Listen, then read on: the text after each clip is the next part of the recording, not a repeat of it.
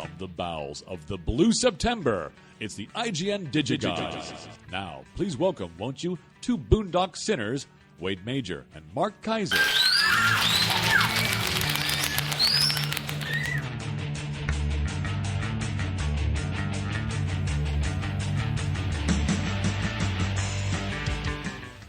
Boondock Sinners. What a reference there, Bob. To whom do we owe that? Nicholas Gordon.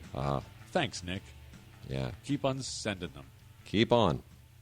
Keep on sending them. Nicholas Gordon sends us a lot of good intros. Wait, I have a question. Go ahead. Hit me. Why won't you try my Nutella bacon ice cream? The question answers itself. It really does. You really will not try my Nutella bacon ice cream. Nutella bacon ice cream. Yes. Just think about that. Look, there are a lot of things that I like. Look, I like hummus. Love hummus. I like ice cream as well. And I like broccoli. But hummus broccoli ice cream does not necessarily have a nice ring to me. You're saying that Nutella ice cream doesn't sound good to you? No. Really, Nutella? Nutella is for like putting on waffles and stuff. You're out of your mind. It's like a spread. It's a yes. It's I mean hazelnut, but it's basically like hazelnut chocolate tasting spread. And no. That's not good for ice cream. No. And then it's got bacon. Yeah, no. Bacon. No. Hazelnut bacon. What is it with you and like strange variations on bacon? Awesome. Why just bacon? Just let bacon be bacon. Don't be jealous. Don't be a hater. Don't be a bacon hater. Why can't bacon just be bacon? That's the best. Anyway, we're supposed to talk about DVDs and Blu-rays and all that kind of jazz. We just got out of Captain America. We did. Yeah. And you liked it more than I did, but I liked it too. Well, I don't know if I liked it. But I you know what? It did not deeply offend my sensibilities. I didn't walk out just screaming hatred for the world like I did after Green Lantern. Yeah, that's true. You know. The thing with Captain America is that I thought that the you said it well. You said it's the best movie that you could do about Captain America. It is true because he really does run around in some crazy suit and with his big with a shield and throw a shield around. With a shield. I mean, hey, look, honestly, let's face it, it's Joe Johnston got to remake The Rocketeer, finally. That is true. I think I would have bought it more if the Red Skull was a more interesting character. Yeah. Because he was your basic take over the world kind of a guy, and that wasn't that interesting. What is it with bald guys and no noses, right? Like Red Skull Voldemort? Mm-hmm. Cage match? What do you think? And also, I never quite understood how he became the Red Skull. I mean, I guess it was that cube thing, but it didn't really make sense. No. It was all explained. Was it was the serum. Yeah, it was the serum that Stanley Tucci gave him originally. Yeah, whatever. Yeah.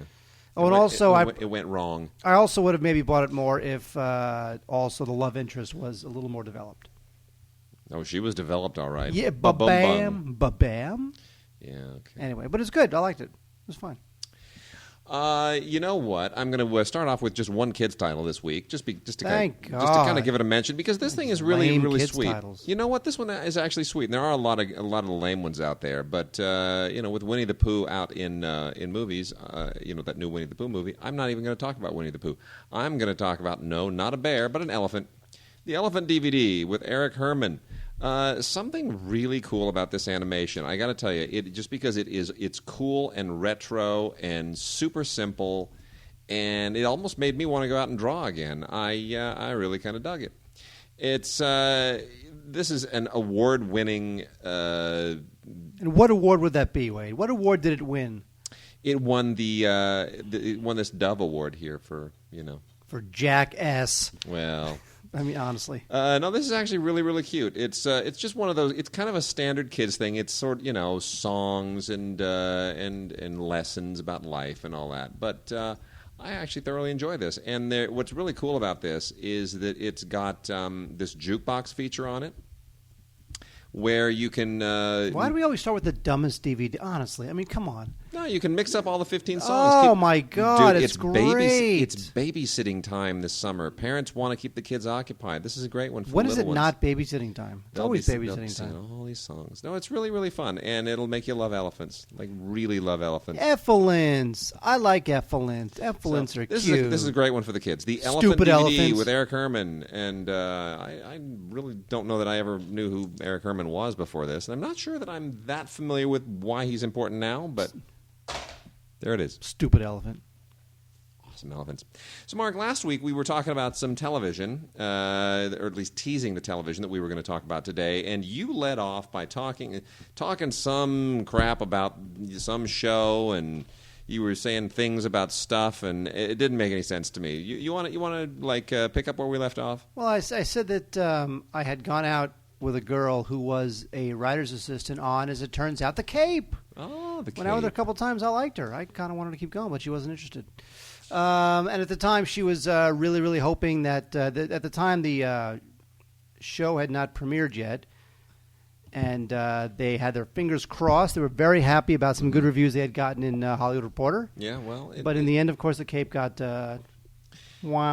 canceled. I have a very interesting question regarding this, because The Cape was a highly touted show, not badly reviewed. It was trying to ride the whole superhero crest. You know, we're inundated with superheroes right now. Like we're talking about Captain America. It's a superhero movie summer galore, on and on and on and on. I mean, we've had Thor and Green Lantern and Captain America, and we're you could even throw in Harry Potter and Transformers as all kind of part and parcel of the whole genre thing. But here's the thing: The Cape. If all of that is really in the zeitgeist, The Cape should have taken off. And Wonder Woman, which I did not watch, but that show was dead on arrival as well, the new Wonder Woman series. I mean, dead on arrival. And, can you get any cheesier than the original Wonder Woman with Linda Carter? No, I don't think so. So what's going on that this superhero madness, for whatever reason, is not translating over into television? Well, you know what? I think from what little I know, I think the problem with the Wonder Woman pilot was just David E. Kelley's take. It was essentially Ally McBeal as a superhero. Right.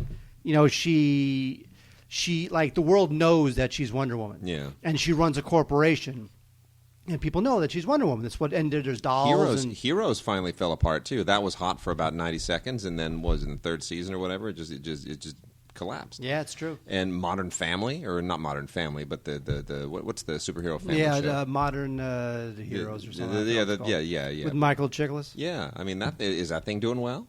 It is not. It is It is limping along. If it's still even on. So superheroes on TV, not. I mean, Smallville is done, right? Look, that it is done, but that had a great 10-year run. Yeah, it did. But what I'm saying is, right now in this is supposed to be the superhero moment right now. But have you seen the new teaser for The Dark Knight Rises? Indeed, I have. Pretty cool, huh? It is good. Yeah. But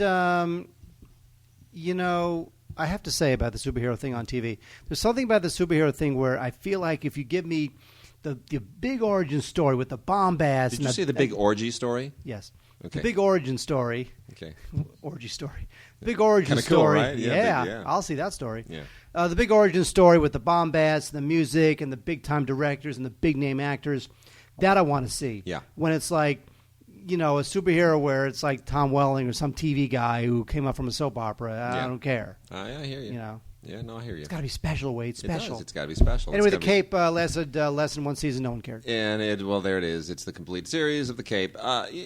Worth a look, I think. Worth a check out. It's if this were not original for television, if this were based in some kind of previous incarnation, a comic book, a graphic novel, some kind of a movie, something, I think people might have gotten with it, because it's a very interesting origin story. It's a very interesting take on the whole superhero thing. It's very unconventional, but there it is, and that's The Cape. Complete series. No one cares. Yeah, it's worth checking out. It really is. It's worth a rental. It's really not a bad show. It didn't catch fire. You know what? Either the culture likes it, the culture's interested, or the culture's not interested. Television is massively competitive now. Television? We place the smell-o-vision? Thank you.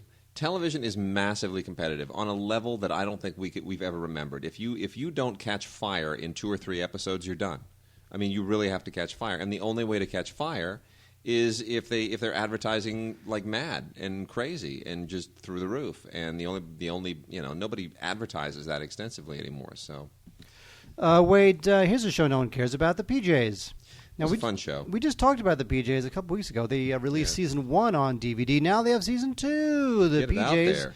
Was on Fox. It was known mainly because Eddie Murphy lent his voice to it, and it had this claymation animation that was kind of cool. But and it did win a couple of primetime Emmys, Yeah. but in the end, I just didn't really buy this show, and I don't see any reason. I enjoyed the animation. I'm not sure why this one didn't catch fire either. I would have thought Eddie Murphy, claymation, but maybe it's because the animation was just a little too much. Yeah, you know what? It was a little intense. It was a little aggressive. Like The Simpsons, easy on the eyes. Even Family Guy, easy on the eyes. Very easy to digest. South Park, Ren and Stimpy, all those things, very easy to kind of. But the claymation, the three-dimensionality, it was almost so well done that it just you had to pay too close attention to it. I mean, I know what you're going to say, but imagine a weekly show. Yeah. From Nick Park. Yeah, exactly.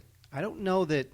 Exactly. That. Yeah, that would be. Like, it would be. It goes a long way on that one. It's very aggressive, very very aggressive. Well, anyway, we have got According to Jim, the complete fourth season, and there are a few special features on here, which is the only reason to recommend this. If you have watched if you've ever watched According to Jim, honestly, this is one of those sitcoms where I can truly say, is it great? No. Is it terrible? No. Every episode, exactly like every other episode. Truly. It's just amazing to me. Belushi does his slob shtick, which is all these slobby guys, and that includes the friggin' guy on Family Guy. It includes Homer. They're all of them. They're all variations on what? You know what? Why are you shaking your head? They're all variations on Ralph Cramden. Can I just say? Yeah. That as more proof that there's no God. What? Somehow John Belushi was taken from us. Yes, but Jim was left with us. We were left with Jim Belushi. I know. How does that happen? I don't know. But anyway, he's just another variation on Ralph Cramden. He's doing his blue-collar best. He's the guy, it's whatever. And Courtney Thorne-Smith has to do her level best to just be the good wife and manage that crazy, wacky husband of hers. Coach was another one of these, wasn't it? They're all Coach? A little bit. They're all kind of the same. I mean, really, the only ugly sitcom wife I can ever remember is Roseanne. That's true. I mean, there really are no ugly sitcom wives. Wow. Because here's the thing: they know the people who make sitcoms. They understand that the women control the remote control. Yes. In the average American home, the woman decides what to watch. Pretty much. So, if there's a sitcom where there's a hot wife, they know that the men are going to want to watch it. The men are not going to want to see a fat guy and a fat wife and their ugly fat kids. It's not going to happen. Interesting. That is true. That is the rationale behind it. Well, anyway, you get some featurette stuff on here, and that's it. Just featurettes, just plugging away. It's look, if you like the show, look, you're not going to start with the fourth season, so who am I kidding? Right? I disagree. You're not going to start with the fourth season. If you're on board, you're on board. If you're not, you're not. And there it is. Likewise, Eureka Season 4.0. Jeez, we already talked about this. This show just, you know what? It just sort of limps along. I don't really care about this show. It's strange, isn't it? It just sort of the only thing, this is what's weird, speaking about limping along, all these original sci-fi shows. Here's what's funny about this. They're really touting this. The packaging even touts it in a big way. That this includes the bonus crossover episode from Warehouse 13. Oh, my God. And speaking of Warehouse 13, wait, here it is. There it is. Warehouse 13, Season 2. Yeah. This is another show that just sort of kind of like is. It's just, you know what it is? It's just like. If you're going to. Look, I'm sorry. If Eureka's going to have a crossover episode, like if it said, crossover episode with ER, I'd be impressed. Sure. But, it's like, hey, did you hear the web series Schmoey and the Schmutzies had a crossover episode with... Schmoey and the Schmutzies? Schmoey and the Schmutzies had a crossover episode with that really incredibly cool video podcast, Doohickey and the Diddles. Like, really? Wow, I'm so glad. Doohickey and the Diddles. Schmoey and the Schmutzies and Doohickey and the Diddles. Well, I'm so glad they're doing crossover stuff because, each one brings their massive monumental audience to the other one and combine them into one massive fusion. Into a mighty .5. Into a mighty .5. Like, what? And Really? guess what's on the cover of the Warehouse 13? I know. I was going to say that. Includes the bonus crossover episode with Eureka. Oh, my gosh. Look at this. This is incredible. This cross-promotion. Has anyone heard of either of these shows? No. Does anyone watch either of these shows? No, they do not. Yeah, wow, they're going to double their audience from 4 to 8. Dreadful. Gosh, these shows. But here, I will say this: there are heaps of special features on here. Not so much on the Eureka one, which comes in basically horrible packaging. Hi, Wade. Yeah, hi there. This is like the flimsiest digipack packaging for Eureka. Warehouse 13 is slightly cooler and has a lot of special features. Which if you're aware of these shows and if you're a fan of them, you'll love it. Gag reel, deleted scenes, heaps and heaps of featurettes. But my gosh, really? Come on, people. Wade, we're spending a lot of time talking about crap when there's so many good movies to talk about. So run through this. Got to run through them. Okay, here we go. Going to do a blitz on the television stuff. Boy Meets World, the complete 6th season. We're still unimpressed by this show, and no special features. Thank you.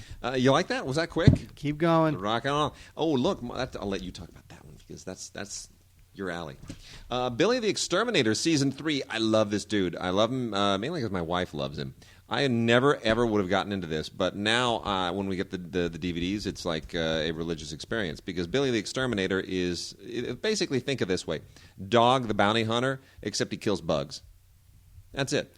You know what? Some of these shows are really stretching for jobs, like the coal miners, the pawnbrokers. The thing about Billy, and it's not just bugs. It's not just bugs. He'll do rats and like if you have a alligator in your sewer, he'll get that out too. But basically, what's cool about this show is that he knows everything about every fly, bug, insect, weevil, silverfish, ant. Well, you name it. So does every exterminator. Oh, but he makes it fun because he kills them.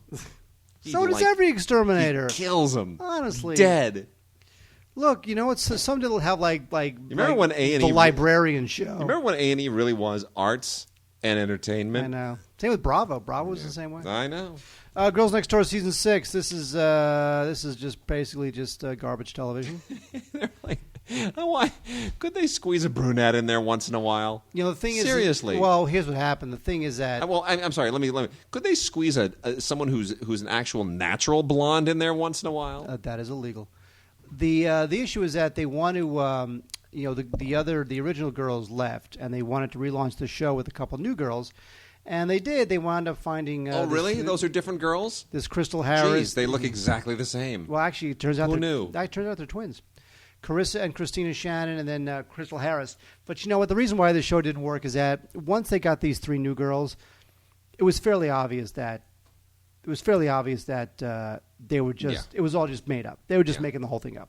I mean, do you really think that Hugh Hefner really just has these hot and cold running blondes everywhere? No, absolutely And the not. moment I think America just, at that point, just smelled a phony show. Yeah. And they checked out. So lasted 1 season, and there it is.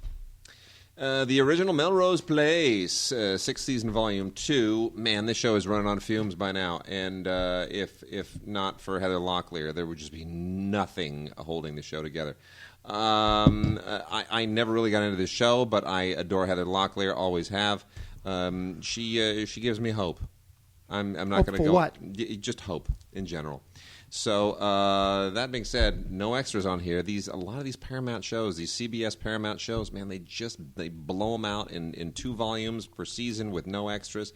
I don't know why. I really don't know why. They could do so much better with it. But anyway, an otherwise negligible half season again, except for Heather Locklear. Now you're a Robot Chicken fan. Explain it to me, damn it. I like Robot Chicken. It's funny. Took me a while to get into it, but you know what? It's funny. I'm on board. I don't get it. Robot Chicken. This is the Robot Chicken version of Star Wars Episode 3. And it's on Blu-ray, not that it needs to be. There's a couple hours of extra footage, and it's good stuff. There's actually a special appearance by George Lucas on this thing. Just saying. Yeah, that's George great. Lucas himself. 26 deleted scenes. 26 deleted scenes and 4 audio commentaries. That's fabulous. Come on. Brilliant. Robot Chicken. Wonderful. Oh, I'm on board. It doesn't need to be on Blu-ray, though. That is true. No. I'm sorry, so the claymation does not need to. I mean, you can see the thumbprints, great, but wonderful. And another, this is one of the few Paramount CBS television deals that actually does have some special features, and there's some pretty decent stuff on here. This is Medium, the final season, which may be why they decided to put a few things on here. some making of stuff, and a look back and all that kind of junk. And certainly, and a gag reel, which is sort of pointless, not a great gag reel, but enough certainly to make the final season memorable. I'm sorry the show didn't last longer. I think they kind of ran out of gas on the plot lines. I like Medium. I really do. I think it's one of the more interesting shows in recent years, despite the fact that it's based on a woman who is a complete and utter total hoax in real life. But Patricia Arquette is a really good actress, and she makes this so interesting because there's so much depth to the. I mean, she makes the character deeper than the writing does. But that being said, each season and the final season is no different. It's about It's like every fourth episode is really good, and the other three are just sort of treading water. Is kind of how it works out. But that's still a lot of really good episodes per season. You're still getting good 5-6 episodes per season that are just really top-notch television and really good writing. Well, this was dumped by their original network and picked up by another network. Is that not correct? Is Medium still on the air? No, Medium was that because not to my understanding. No. Medium. I'm going to. I only ever watch it on DVD. Because you. Well. No, it was on NBC for 5 seasons and then switched to CBS. Ah, see, there we go. Okay, well. Jerk. You didn't know that? No, whatever. What kind of digigod are you? You know what? Apparently, I'm a digidemigod. iCarly, the I is less than 3 iCarly collection. You know what? I finally figured out what that emoticon means. I swear to God, I didn't know what it was until like last week. It's I love. It's like I heart. Yes, it's I heart. The thing is but if you're a math nerd, you're going to go I is less than 3. No, but the problem understand. Kids get it. That kids get it. The less than on a keyboard, the less than and the 3 don't line up that perfectly. Enough. No, they don't. They don't line up as perfectly as they do on the box of this DVD. So that's why I didn't know what it was. Not even close. No, this is a box set. It includes iCarly, I Space Out, I Saved Your Life, and I Fight Shelby Marks, all of which have been released previously, but they wanted to get this box set out because it's summertime and all. And the living is easy. Summertime. Babysitting. Okay. Now, here, Mark, I have a question.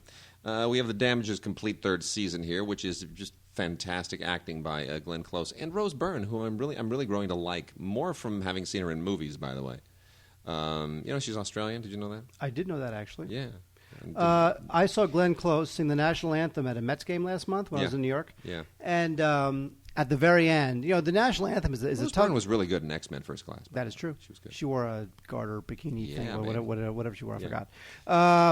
Glenn Close sang the national anthem at a Met game. And the national anthem is a hard song. Yeah. It's not an easy song. Right. And at the end, she totally shanked it. Oh, really? Like, really screwed it up.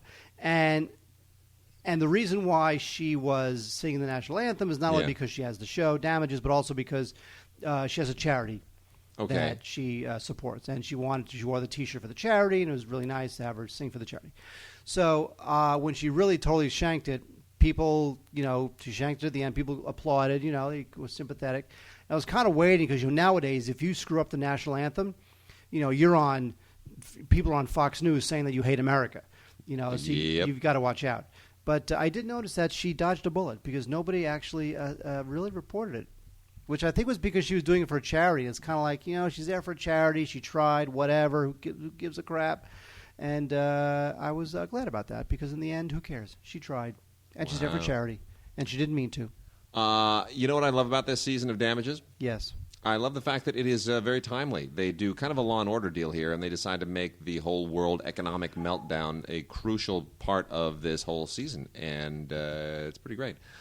Unbelievable the people who show up here. Lily Tomlin and Campbell Scott and Martin Short. It's pretty great. Ted Danson. And tons of extras. Great commentaries on here. Cast and crew commentaries. A lot of terrific stuff. Deleted scenes. And a great blooper reel, believe it or not. Now, here's the thing that I find fascinating. This is the complete 3rd season, and there's a little ditty here. Now, I don't keep up on this show in its current incarnation. Yes, you do. Season 4, I'm thinking, all right, it'll come out on DVD at some point, and we'll cover it then. It says here, Season 4 only on DirecTV? What's up with that? Well, it's like Friday Night Lights. Okay, so in other words, if you want to watch it, you got to get DirecTV? That's it? Yes, or wait for the DVD. Or so cable and Fios and so forth. No. You love Fios. You know what? Whenever I see your Fios, it's just hundreds and hundreds of channels of nothing. I mean, really. No, Fios is great. CNN International and BBC World. I mean, you don't get those in anything else. The worst. Great. Although my car's in the shop. Again? So they it needed its scheduled maintenance. I see. So they lent me a Lexus with a satellite radio. Yeah, it's great. I love my XM. Yeah, it's good. It's good. I have to say but I got to say, on my XM, I really only ever listen to maybe 10 or 12, maybe 15 channels out of the 100 and some odd. It's true. Although somehow the ones that are from the 70s and 80s, they wind up, they have this uncanny knack for picking the song that I haven't heard for 20 years and loved at the time. It's great, isn't and it? I haven't heard for 20 years, and somehow they picked it. It's great. And they play it. Or the other show I like is the Catholic radio station. Well, there's like the 24/7 Grateful Dead channel, 24/7 Elvis channel, 24/7. I had never heard. You know what? Thanks to this channel, I had never heard Elvis's rendition of "A Bridge Over Troubled Water." Oh, it's great. It's great. The Art It's Garfunkel. tremendous. Yeah, no, it's tremendous. It's good times. ER, the final season. Holy cow! Seriously, finally, ER. Entirely done on DVD, at least until they come up with the greatest hits box sets that will inevitably be roaming around at Christmas time. Please don't. You know what? ER just completely tanked in its last few seasons. Never mind the presence of Angela Bassett, who came on just to kind of shepherd this thing into dry dock, where it would be completely decimated. This, it's always been a good show, always well written. But if you've watched ER from the very beginning, it's kind of like 10 great seasons, and then 3 really good seasons, and then 2 decent seasons, and then just 5 seasons running on fumes. Wait, let me write that down. Hang on. Yeah. So there's how many good 10, seasons? 3, 2, 5. It's 10, 3, 2, 5. Yes, 10, 3, 2, 5. That's our code. Exactly. But here it is, the final season, and it goes out with. I gotta say, it goes out really nicely. You know you know why? Because it goes out. Exactly, and not as much by way of special features as there should be. But there is a retrospective featurette, which is nice. But the special features for the final season should have been more dominant. All I know is that the moment they hired John Stamos, you've given up. I know, right? I mean, John, it's like, Yeah. well, let's defrost John Stamos and bring him back. I mean, come on. And then as we're leading into the final season of Entourage, which is, what is it? That premieres in like 4 days, right? 4 or 5 days. So by the time this goes live, it's this next weekend. We now have on Blu-ray, beautiful, spectacular Blu-ray, the complete 7th season of Entourage. I'm getting a little sick of this show. It's kind of the same deal over and over and over. And frankly, Ari Emanuel's ego needs to take a little hit. So having a facsimile of himself on television in the form of Ari Gross needs to go away. That being said, do you like the show, Mark? You know what? What I like about it is, what's his name? The agent, Jeremy Piven. Jeremy Piven, yeah. Because I swear, he nails it. He nails it. I mean, that guy, you realize that when I look at him, I saw my old agent. My old agent was this character. I mean, it is so spot on, you would not believe it. Yeah. It really is the real thing. No, I know. It's just great stuff. A lot of stuff on here that are exclusive to the Blu-ray, and you got to watch it on the Blu-ray because the show's been on high def for a long time, and it's you get some crazy guest appearances here, and the bonuses go even deeper into that. Mainly, freaking Sasha Grey. Now that's kind of weird because Mark, Sasha Grey. A porn star. Yeah. And she was in Soderbergh's the Girlfriend Experiment. Yeah, but that's a movie. This is television, even though it's HBO, but it's still television. There's a thing on here, The Shades of Sasha Grey, an inside look into the world of Sasha Grey. A little uncomfortable, I got to tell you. Didn't want to get that close to the lady. And I know that, sounds strange, but, there's some people that you're meant to keep at arm's length, and porn stars are among them. John Cleese shows up here. Mark Cuban, who can't act to save his life, but it doesn't need to because he's got an NBA championship now. Mike Tyson. And maybe the Dodgers. Jessica Simpson. Maybe he'll have the Dodgers. You know, much as Mark Cuban annoys me, he doesn't annoy me near. Is there anyone on the planet worse than Frank McCourt? Seriously, go away, man. Just give it up. Just, oh, my God, you didn't hear what happened. So get this. Cut your losses. Just cut your losses. Mark Cuban, please. If you can save us from Frank McCourt, I will take back every horrible thing I ever said about him. So get this. Yeah. So a friend of ours, who you don't know, named Eric Schumann, okay. He hears that Frank McCourt... Now, hello, Schumann. He hears that Frank McCourt is on a radio show. He's being interviewed on a radio show. So Eric Schumann, who has no job and no life, he decides to call into this radio show, right? And he asks McCourt questions. And it's obvious he's not a fan of McCourt. He doesn't like McCourt at all. He makes his feelings known on the radio show. Get this. McCourt says to Eric Schumann, our schmuck friend, would you be interested in talking off the air? Oh, my gosh, really? So McCourt gets Eric's phone number, and then 2 months later, Eric gets a phone call. Are you serious? It's Frank McCourt. You're kidding. And no, you can Google it. And Eric and Frank McCourt had a private phone conversation for 40 minutes, and where McCourt wanted to know, what's your beef? Just figuring that McCourt was talking to the average fan on the street. Wow. So Schumann made it very clear that he didn't like Frank McCourt personally or professionally. Wow. And I know that there was some aspects of the conversation that McCourt had requested that Eric keep confidential. Okay. But basically, what Eric got out of it is that McCourt is delusional. He thinks that he's going to retain ownership of the team. He thinks that he hasn't gotten a fair shake. He just doesn't get it. I don't want to generalize here, but I have on occasion brushed up your teeth. Yes, I have. Okay, on occasion. I kind of like the minty feel. What? I might do it more often, actually. Interesting. No, I have on occasion brushed up against extremely wealthy people. And when I say extremely wealthy, I'm not talking about, people who are worth 5, 10, 20, 50 million. People who are worth over $100 million, $200 million. And I got to say, being delusional almost kind of goes with the territory. There's something strange that happens once you have an ungodly amount of money, so much money that really you will never want for anything again. That you could buy a $10 million mansion just any time you wanted to, and just for the hell of it. That you could just you could say, I'm going to drop everything. I think I want to fly to Australia, and spend a week. How about if honey, you want to just go on a safari tomorrow? Fly to Africa? You could do that when suddenly all of that is available to you.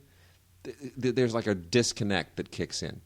And I don't know how you prevent that, but there's something about that level of wealth that just pops your reality balloon. I would like to experiment with that. Yeah, I would too. I'd love to be in that position. Exactly. I'd love to be delusional. Last television here real quickly, America's Test Kitchen, Season 11. Look, this is a great, great cooking show. I can't recommend it highly enough. There's stuff on here that will make you fat in a heartbeat, but there's also stuff that's really, really unbelievably good. I have not had a chance to make all these, but boy, do I want to make some of them. Now, one I don't want to make is grilled pork chops and ribs. I'm sure Mark thinks that's wonderful because I don't eat any of that stuff. Nutella bacon ice cream. Nutella bacon. Actually, here's the thing with the Nutella bacon ice cream. It was a little too it was a little too sweet. They had you add too much sugar. So here's what I'm going to do, Wade. Tell me if you think this works. What? I have a batch of Nutella bacon ice cream that's too sweet, too sugary. Oh man! So now what I want to do is I want to make another batch that has. I'm going to put in less sugar. Right? And then combine the two. So it's going to be a diet Nutella bacon ice cream. Well, no, because I'm going to combine the one that has too much sugar with the one that has too little sugar, and then they're going to combine. Great stuff here for brownies and cupcakes. You're going to love it. And some great Italian food, Asian food stuff. You're going to love it. This is just really good stuff. By the way, did I tell you I found an amazing chicken meatloaf recipe? Unbelievable. Where is it? What is it now? Chicken? An amazing chicken meatloaf recipe. Really? Yeah, my sister-in-law sent it to us. Incredible. Send it to me. It includes applesauce. It's sweet. Oh, really? It's the best. Send it to me. Why are you not sending it to me? Fine, I'll send it to you. Okay. Jerk. Totally. By the way, a week from Tuesday is the final Stupid for Movies. I know. I've heard. It's been mentioned to me. I know it has. And by the way, we may have a very special send-off. I'll be watching. We may have a very special send-off gag. I'll be watching. Can we do movies, please? Oh, give me that. I want that. We're doing movies. I'm doing movies right now. I want that. Hold on. That goes there. You go. I got it. Well, you got to. We're sorting through the. Come on, hang on. There's foreign stuff, and then there's we got to go through real movies. Okay, a lot of Miramax stuff has been released finally from Lionsgate, not the Echo Bay stuff. Echo Bay. Anchor Bay. No, Echo Bridge. Echo Bridge. Anchor Bay, Echo Bridge. I'm getting my bays and my bridges mixed up. Oh, Bridges go over bays. Thank you. Ooh, good one. Thank you. No, this is the Lionsgate stuff. Blu-ray. These are the A-listers. See, they blew out all the other stuff for Echo Bridge. Now we get the A-lister stuff from Lionsgate. On Blu-ray, Chocolat with Johnny Depp and That's Juliette French for Binoche. vanilla. Yes. You know what? I mean, you would think this is my kind of movie. It just felt like a wannabe attempt at my kind of movie. I never totally got on board with it, but you know what? Thank God it's fine. This got a ton of Oscar nominations. Thank God it's finally on Blu-ray. Very, very happy. And it has the auto commentary with Lasse Hallström, who now does straight-to-video movies. Very tragic. But isn't that weird? He's doing straight-to-video stuff. Lasse Hallström. Bloody hell. I know. So sad. Going to go through real quickly through some of these. Boy in the Striped Pajamas. Unfortunately, not as good as it should have been. Despite a very good a bunch of good performances in here.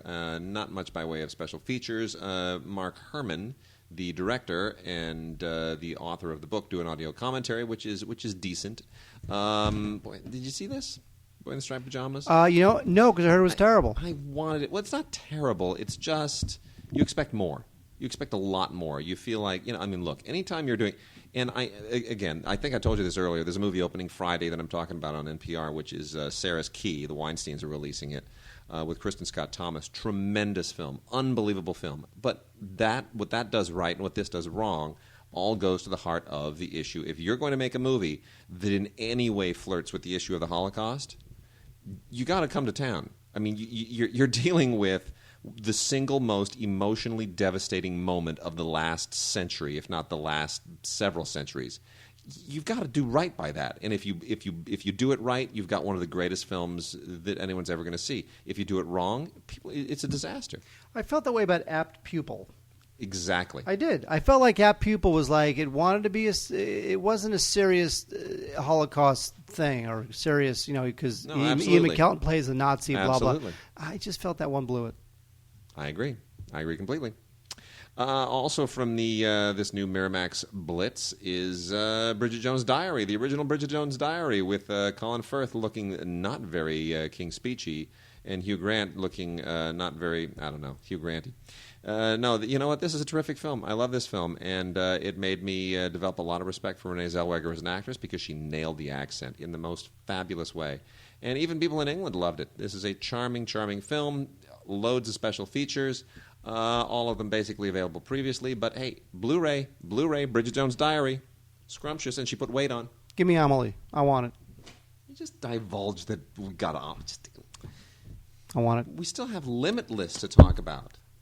The unrated extended cut. It turns out that title is not accurate. It is limited. Yes, it is. It is limited in its entertainment value. Oh, my gosh. As it turns out. Unbelievable. I don't know. This thing just came out like a month ago, and now we're coming out with the unrated extended cut. What is up with that? This is ridiculous. All exclusive alternate ending. It doesn't change anything. There is there's nothing here on this new whiz-bang Blu-ray that they're trying to squeeze a few extra bucks out of that is in any way worth buying or renting. It is pointless.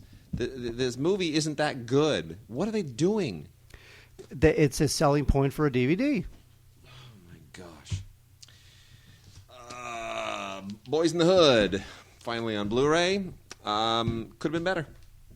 I'm just going to say that. And it's disappointing because it's a Sony Blu-ray, and Sony normally goes to town. This one, they just seem to have figured we owe it to have this movie. It's a debt to humanity that we have to pay to get this movie out on Blu-ray. The one thing that did occur to me watching this again is just how good of an actor Cuba Gooding Jr. was once upon a time. I know. Like, he's great in this movie. He is great in this movie. He is. And Ice Cube's not so bad either. And now they both make basically the same kinds of movies, which are bad movies. It's a tragedy. But, John Singleton made this when he was a good director. And what happened to him? They all make crap now. And what happened to him? Unbelievable. Wait, here's the thing. There's a movie, and it's called Take Me Home Tonight. And it's based on an idea from, what's his name? The Topher Grace. Yeah. So here's the thing. If you're going to see a movie based on an idea by anybody, why would it be Topher Grace? I have no idea. I just don't understand. It was set in the 80s. It was titled Kids in America. When it was shot in 2007, it sat on the shelf for 4 years.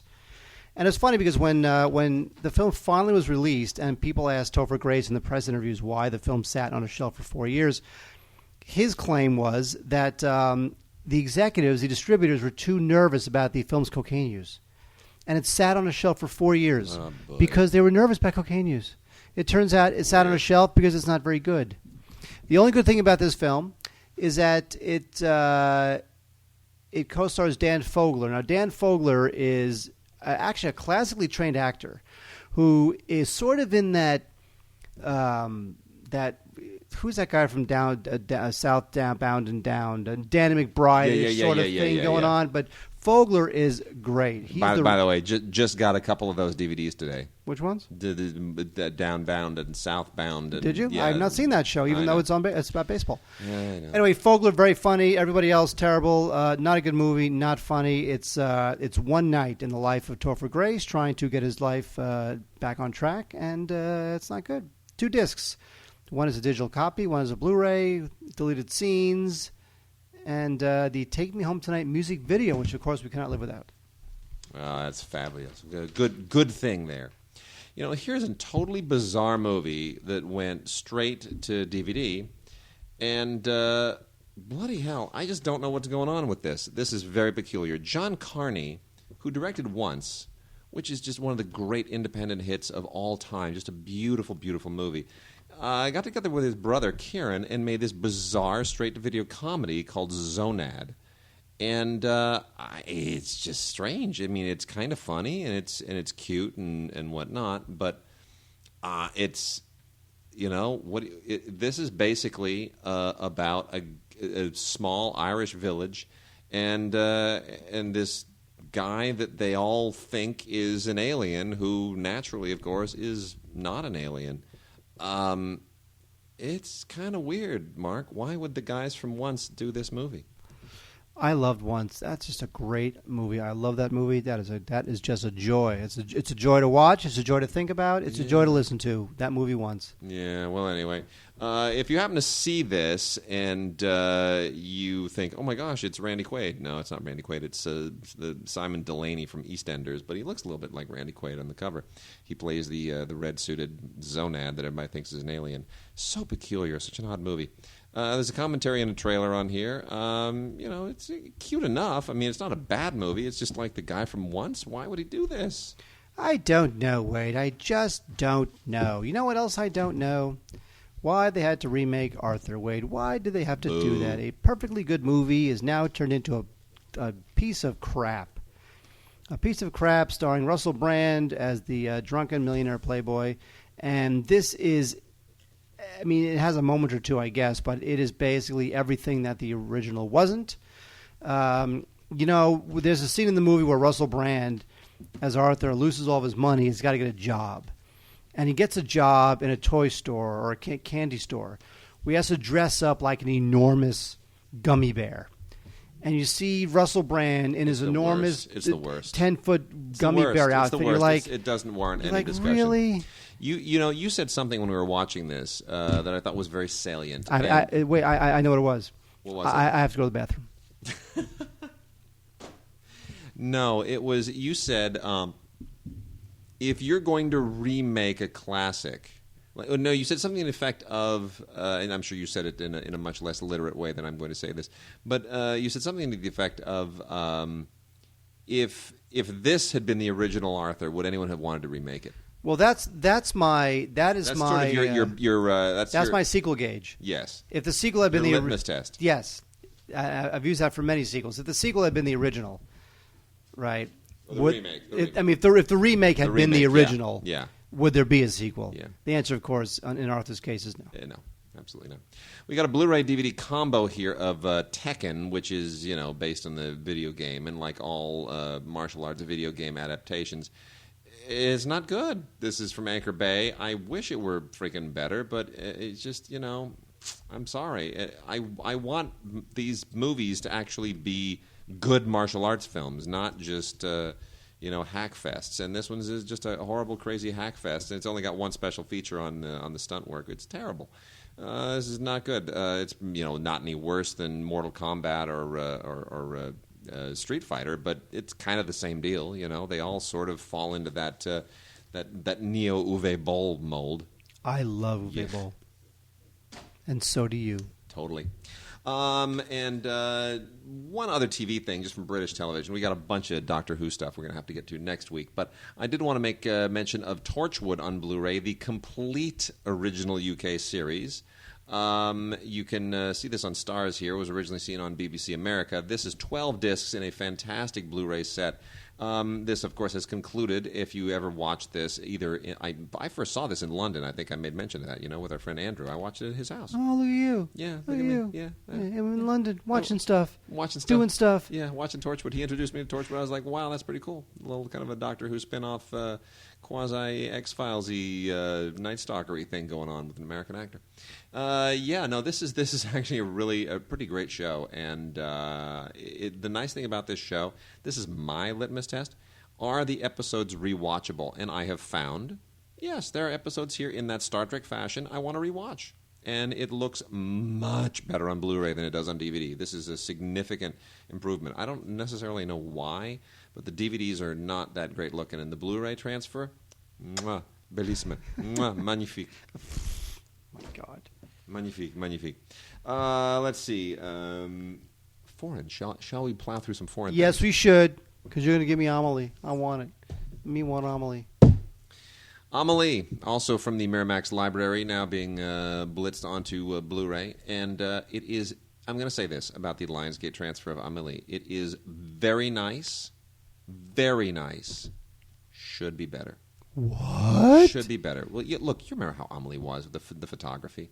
I mean, Jean-Pierre Jeunet, look, Jean-Pierre Jeunet, when he started making his stuff with Jeunet and Caro, the way they divided duties was Jeunet was basically the director, and Caro is like a glorified art director. And that's why Caro hasn't gone on to make any more movies. He works in the land of DVD, CD-ROMs and all that kind of junk. He sort of gave up on movies. But visually, these things are stunning. And, Amelie is just the hues, the gold, the way Paris is recreated. It's gorgeous. Oh, yeah. And that doesn't fully translate to the Blu-ray. And it should, and there's no excuse for that. That being said, there's a lovely commentary with Jeunet on here. I have interviewed him many times. His English is broken, but he is a wonderful, wonderful guy. There's a Q&A with Jeunet on here, storyboard comparison, a lot of extra stuff. This is lovely. It really is still lovely. And how do you not recommend the Blu-ray of Amelie? Another Blu-ray of another French film, Betty Blue. This is Betty Blue, otherwise known in French as 37 le matin. He's in London. He's talking French. Thank you. Show off. I'm continental. That's why I eat applesauce on chicken meatloaf. This is the director's cut. This is from Cinema Libre. I'm still not quite clear on how Cinema Libre landed a real gem like this, but they did a very good job of it. This is a beautifully photographed film, a very good Blu-ray transfer. Probably not as good as it could be or as it should be, but it's compared to the Blu-rays, the previous DVDs, it is dazzling enough, and it's the longer version of this film, which is long, is really great, and it comes highly recommended. And not a lot right by way of extras, but Jean-Jacques Benex, really nailed it with this one. I'm a big fan, and if you have the previous DVD, you definitely want to get rid of it because. Beatrice Dahl demands to be seen in high def. Oh, yeah. Mark, have you ever seen The Sacrifice? Is that the Tarkovsky Sacrifice? Yes. You ever seen it? No. I need to talk about this for a moment because Kino has finally come out. Sacrifice was out previously in a rather dismal edition on DVD, following up on a horrible edition on VHS. Nobody has really ever seen this film as it was meant to be seen. It is a film that won the Palme d'Or at the Cannes Film Festival. It was what year was it? It was like 87, I think it may have been. And the runner-up film that year was Alan Parker's Birdie. And I remember I was very upset. I thought, oh my gosh, how can Birdie not win the Cannes Film Festival? It's freaking Birdie. It's amazing. Matthew Modine, Nick Cage, come on. Alan Parker. Alan Parker. It's incredible. It's an incredible movie. The Peter Gabriel music. I mean, you've seen Birdie. Of course, I love Birdie. Rocks. Oh my gosh, it's such a great movie. It was the last time Nick Cage was a real actor. Incredible film. I was so upset. I didn't know who Andrei Tarkovsky was. Like some Russian guy. He's got cancer. It was a charity case. They gave him the award. Whatever. And then I finally saw The Sacrifice. Starts out with like a 12-minute shot of a guy and a kid talking underneath a tree from like 100 meters away. I thought to myself, what is this boring-ass movie? At the end of the movie, there's like a guy floating in the air, and there's a witch, and there's some kind of mystical crap going on, and the house is burning, and I just thought, this is the most boring thing I have ever seen. This guy has got to go, this Tarkovsky guy. Flash forward 10 years. I'm watching some other Tarkovsky. I'm watching Solaris. I'm crying. I can't believe how much I love this guy's movies. I throw in The Sacrifice again on VHS, this time, mind you. Horrible VHS copy. Weep my eyes out. Whatever. You change as you get older. You just change. You change in life. That's true. You change. Well, then you know what? I'm going to borrow this DVD. Absolutely. It is beautiful. What Kino has done here, they really, really knocked it out of the park. And the DVD is very, very good, substantially superior to the previous DVD. But forget it.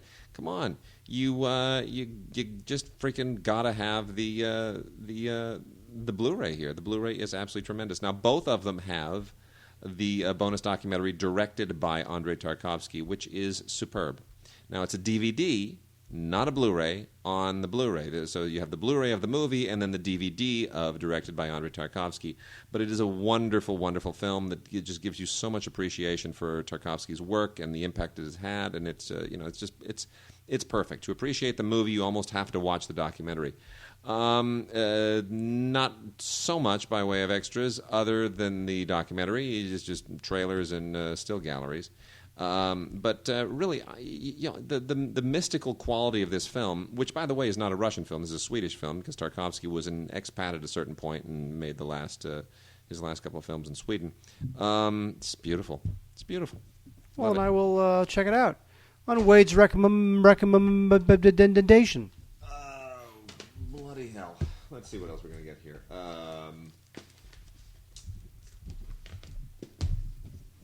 Couple of criterions. What? Well, they're foreign criterions. Jean Cocteau's Beauty and the Beast, which I've always loved because it's just there's that wonderful. You see, I guess unless you hear it in French, it's not quite as engaging. This is on Blu-ray. This has been on DVD for quite some time, and they just transitioned it to Blu-ray, which has all the same extras and everything, but. The black and white is just so much crisper in Blu-ray. But here's what I love about this Beauty and the Beast, because number one, no songs, which I don't mind. I love the animated Disney, but this has a lovely line where he wonders why she's treating him like an animal, and she says, "Mais vous êtes un animal." I'm not an animal. Mais vous êtes un animal. That's great, Wade. But you are an animal, and it's just the intonation and the way that it's spoken in French, and it's just lovely. Oh, Wade. And more importantly, yes. Is Satyajit Ray's The Music Room. Are you a fan of Ray? How many films did he do? 640,000 films? No. Like about 20 or 15, 20. I've seen like 4. And I like them all. The Apu trilogy? You seen the Apu trilogy? Based on the convenience store clerk? Exactly. It's so good. I set you up for that. Giggles. But the music, I'm not sure how many other Ray films are on Criterion. None are on Criterion. In fact, there aren't very many that are actually on DVD. There are like 3 on DVD, and then there's the Apu trilogy, which is the Apu trilogy Criterion? I think it is. I think that's the only one that's on Criterion. Anyway, The Music Room finally is out on Blu-ray and on DVD. They only sent us the Blu-ray. And this is the This is a lovely, lovely drama about a. It's kind of it's one of the Ray films that really gets inside not just the lower classes but the caste system in India. A lot of his films. Remember, he made Punjabi movies. They're not Hindi and they're not Urdu and they're not Tamil, which are all legitimate Indian film industries. They're Punjabi. And it's lovely. It's a great film. I hope the rest of them make it out pretty soon because they were all part of. This is now part of the Janus Library, and then they were part of a library that Merchant Ivory were involved with at some point. Because when they released them all theatrically again, Merchant Ivory sponsored it. I'm not totally clear on how all that worked out, but fantastic performance here by. I'm going to kill this guy's name, Chabi Biswas. Wade. Yeah. Wade. Speaks the French, hangs out in London. Can't handle the Indian Epic names. fail on the Indian names. On the Indian names. Yeah. Well, anyway, and just the whole aristocratic music scene that this film depicts is really, really very cool and very touching. So, and great interviews with a host of people on here, including there's a documentary on here from 1984 on Ray himself, which is fantastic. But really interesting interview here with Andrew Robinson and Mira Nair. Mira Nair from Yep. Monsoon Wedding, whatever. Yeah. Mira Nair. Love it. So, great.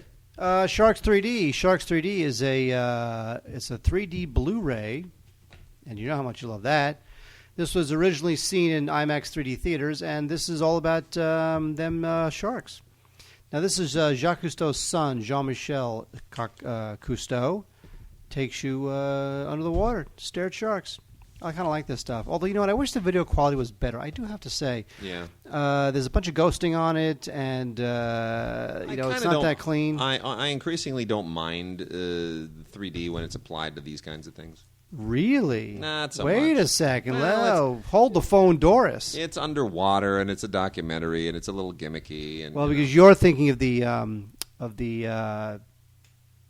Werner Herzog documentary. Yeah, although that didn't need to be in 3D either. Really? Yeah, but it's all 3D and stuff and junk. So Sharks 3D. Ocean Wonderland 3D is another IMAX 3D movie that is now coming to 3D Blu-ray.